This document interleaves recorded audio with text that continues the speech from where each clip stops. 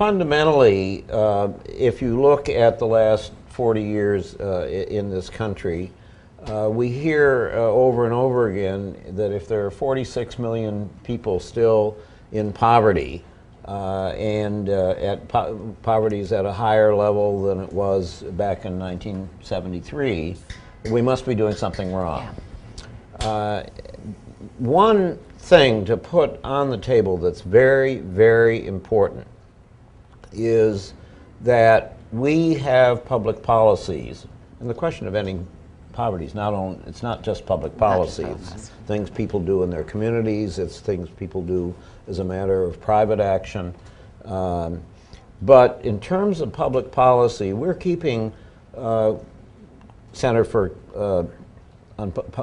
Budget and Policy Priorities about 40 million people out of poverty who would otherwise be poor. So you're saying, in addition, although the official stat would be 46 million poor, you're yes. saying that could be double that size if close to double. So we're talking double. about Social Security, we're talking about food stamps, we're talking about earned income tax credit, etc. A pretty long list of things. And it's very important because part of the discourse out there, as we know, is nothing works. You know, we might as well throw it all out and start over again. Not true. Secondly, okay, if that's good, how come still 46 million people? And I think the piece on that, we sort of all know it, but I don't think that we're putting it up there in neon lights, and that's the flood of low-wage work in the country. Yeah. Again, the trajectory is well known to all of us. We know that there's been globalization, that we lost the manufacturing industrial jobs that paid very well, that you didn't have to have much education to have, that with unions built really solidly the middle class in this country that's now being squeezed. And that's really the heart of it. Okay. I can give you more, but maybe that's enough to start. That's a great start. We're going to start there, and we're going to return right to this theme of jobs and low-wage work. But Stuart, let me bring you into this discussion. Mm-hmm. On your chairs, folks, is a piece that Stuart authored along with some of his colleagues at the Heritage Foundation, and it gets at a different title. It's saying, where is the pathway? What are some of the indicators that indicate the pathway to mobility? And I thought, Peter, you quoted our title here, even though the title came later and your book came first.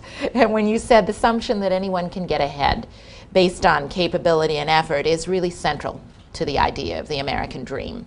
So in a shorthand, American dream is the get-ahead dream. And yet, when Peter says, we've done some things that work, mm-hmm. how do you react well, to this? I certainly, I mean, I agree in large part with that, but I think, and I was a big supporter of some of the things that you're referring to, working with the Center on Budget Priorities, for example, on the earned income tax credit. But I think those kinds of things that enable people to get ahead, I would say really we're dealing and are dealing with the symptoms. You know, people are not earning; they are not as productive as they should be able to be, and so to some degree you've got to sort of top up people's income, but you've got to recognize that's what you're actually doing. Right. And underneath there is a much more profound problem, which is related to low-wage work and also just to poverty in general, and particularly intergenerational poverty, that we've really got to address. Because when you think of opportunity, I think there are kind of two dimensions to this. One is people have to have the freedom. I mean, they have to have the opportunity in a sense of removing of obstacles. So dealing with racism and so forth has been critical to that. There should not be obstacles. But on the other hand, even when you give people an opportunity, if by your policy or by the culture of the society or whatever, people don't acquire the capabilities to take advantage of that opportunity, it's, you know, they're not going to get ahead. And I think it's that second piece which is the most troubling part of this equation.